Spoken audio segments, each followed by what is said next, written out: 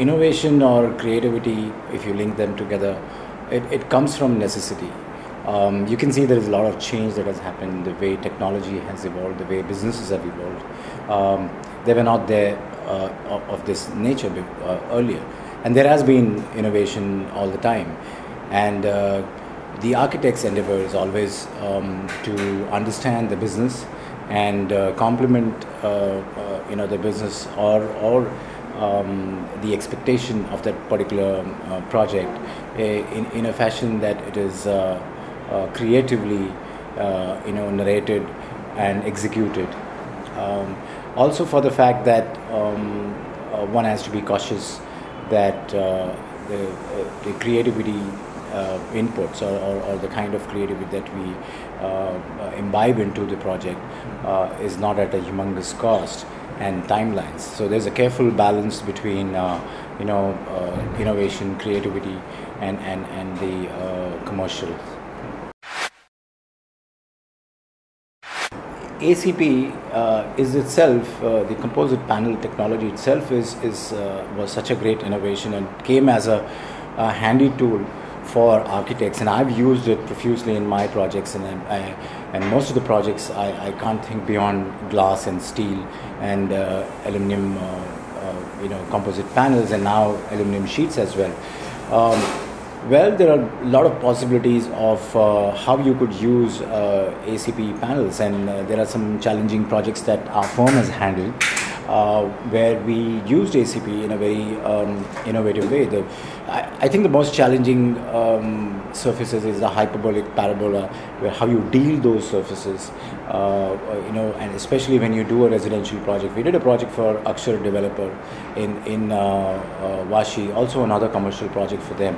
And both the projects were challenging in terms of usage of aluminum composite panels, because there were such finer details and there were a lot of curves onto on the surface of the structure.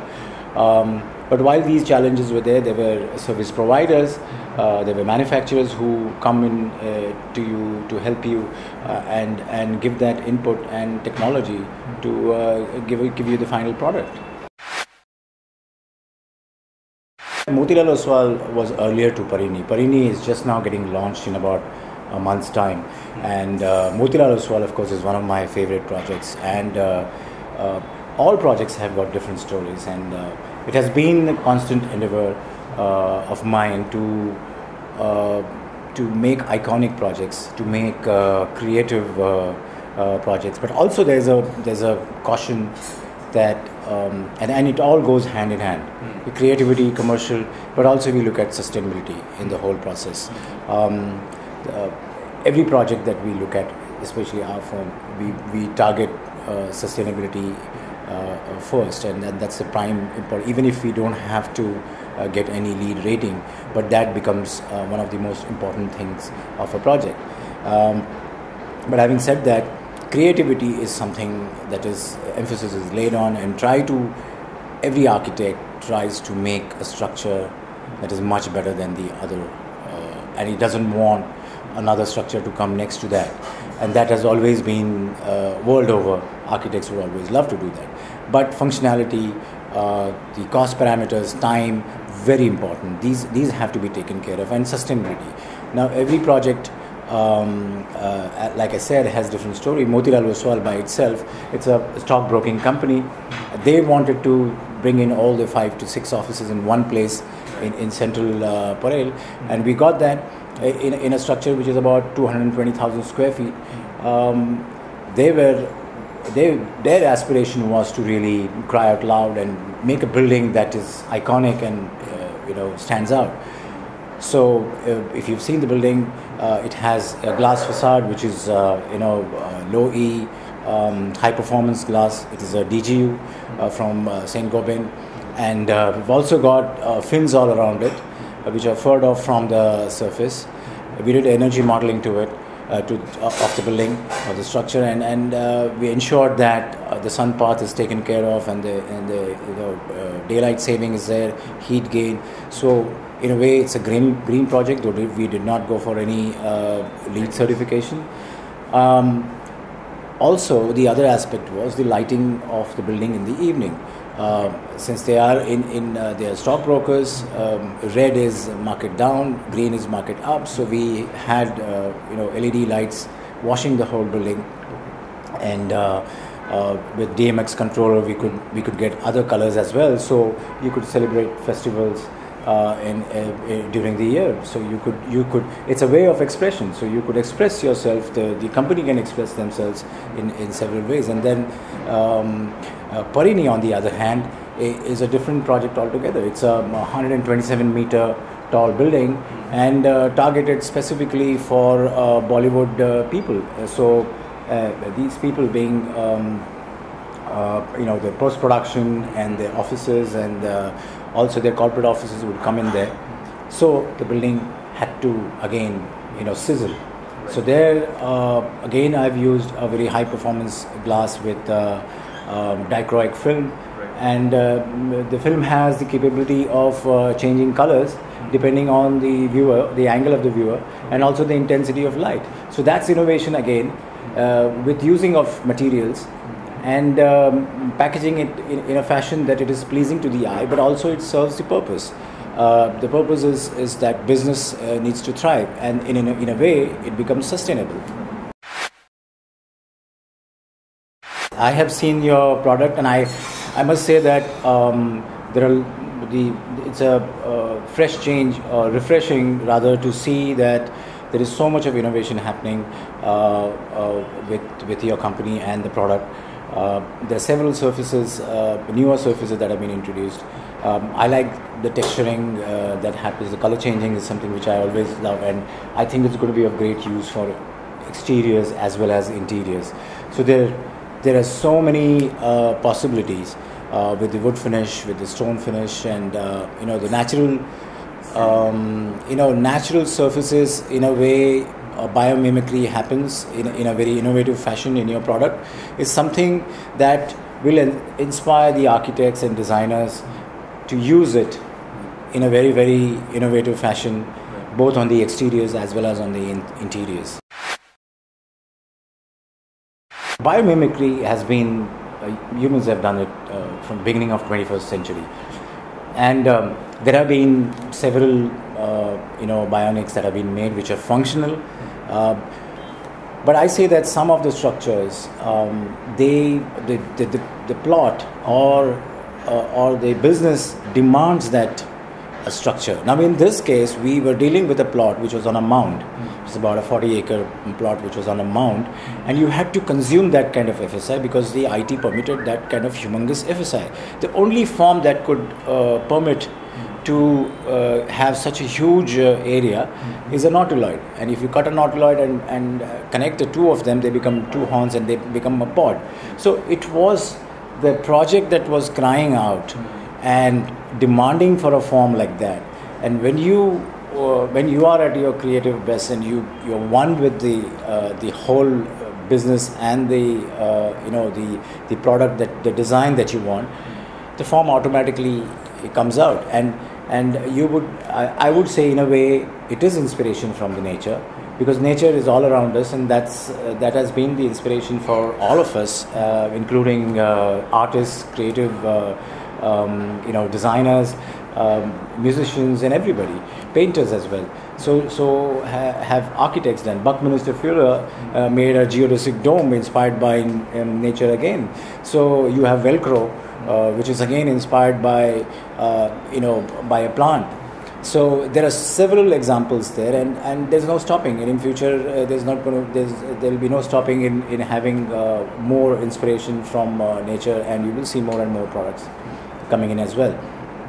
There is something that I feel is radical design as well. You have a design which is very bold.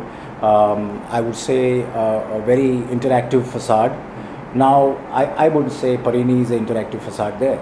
Now, there the color changing is again a biomimicry of a chameleon who changes color. So it's not a straight takeoff, but then you have an innovative product that somebody has introduced, which you use it further, enhance it by using it in a more innovative fashion. Now coming back to the product range that you have, and you said that there is a product that changes color, and there's several other surfaces. I also would like to go forward and say, and I've done that to many people with a range of products, that there has to be a little bit of a cross-reference or a cross-link between materials. ACP with stone, ACP with glass with a mesh in it, ACP with textured paint. So you start complementing the other products. And when you have a color palette that brings in all this together, then you have a pretty picture, or a picture that is pleasing to the eye and yet functional. So that cross reference of fabric should be be present, or people should be open to those ideas of getting other products along with you to complement it. It's like wine pairing with food. So it goes in that fashion. So it's not just about one product that goes in there. It's all that you bring it together, and then it all falls in place. You would see that a building or an interior has several surfaces. If you see around this place again, there are several surfaces that are complementing each other, and when they all fall in place in the right proportion, in the right manner, you get a product which has admiration by many people. I love resorty places. I've been to Europe. I think I'm sure everybody travels, and when I see the language of architecture of certain resorty places, there is a sense of responsibility that lies with that place and the governance there to maintain the sanctity of design and landscape. And when suddenly you get to see a structure which is very, very urban and doesn't fit into the whole game plan, somewhere you feel dejected. And I'm not against having obviously if you have a themed hotel which is an international brand, and it has that particular look, and it has to set up a business there, probably they would come up with a design of their own, and they may not conform with the local standards. But I feel that there should be some control in terms of development that happens in places like Goa or resorty places, which brings in that character, because people come there because they love that. I've done a hotel in Goa and for Radisson Blu, and it's simply carrying the language of Portuguese architectural details, because they settled there, they had come out there, and there's a lot of designs of local flavor and the Portuguese architecture blending together, and the product itself is very pleasing. You see a lot of houses there. All I did was inspired by those details and designs and imbibed it in Radisson Blu, and it works very well. Copper, zinc, these are some exotic finishes. Then there's patina finish as well. I love these finishes, and if they are environmental friendly, and if they are materials that are hardy and which could be used exposed to the elements, they can withstand that and be there for a long period of time. I think these are the materials of future to be used. There will be a trend of change in mindset of people to accept these kind of finishes and materials that are very exotic in nature. Maybe not on larger surfaces, but on selective surfaces, or maybe they can be accented in a different fashion. Yeah, it's been 28 years of practice, and it's a mixed bag practice, and I've done hotels, healthcare centers, hospitals, IT companies, residential projects, interior projects of several natures, but it has never been a kind of a thought process that you lead to one particular style. I think it is the project demands the kind of language of architecture that needs to come in, and then that's when I said that if it is resorty, then it has to be you cannot force the same design coming on to in that particular project. So I for one is a fan of all kind of styles. So I do minimalistic, for example Palladium. I used Art Deco there. At the hotel at Marriott Hotel at Agra has conformed to the design that Marriott Hotel does internationally. They do a kind of a structure which is nondescript, but it's all about interiors. Hotel is all about interiors. Like I said, in Goa, the project for Radisson Blu is with Portuguese language of architecture. So every project demands that particular style of architecture, and there are several available, and you can put in your own flavor and design the way you want to and express yourself in those buildings. A lot of people said that this is Nitin Parulekar style building. So there are a lot of projects, like for example I did Sky One in Pune for Amit Goel and Amit Lunkad, and this is at Kalyani Nagar, and somebody looked at it and said that this looks like Nitin Parulekar's building. So there is, in a subtle way, some kind of a signature a design style that is getting evolved, and it is unknowingly getting flown into the design, and it's coming in. So I'm glad in a way that people identify it as my design. Like they look at Motilal Oswal, or for that matter now Parini, Parini Eye will be coming up. So if that kind of identification happens, it's good. But I don't want to be monotonous, and there has to be freshness in design. There has to be. Everybody likes to have their own building as an iconic structure that is different from others. So I really don't want to get into that space where it is just you just look at it and it feels like the same details have been incorporated in the other building. I have been very, very strict on this, even in refuge areas or basements. All these spaces should be devoid of any material that doesn't have any rating. I guess ACP has 2-hour fire rating already, but which means that 2-hour fire rating permits you to come to a safe place and to be extracted from there.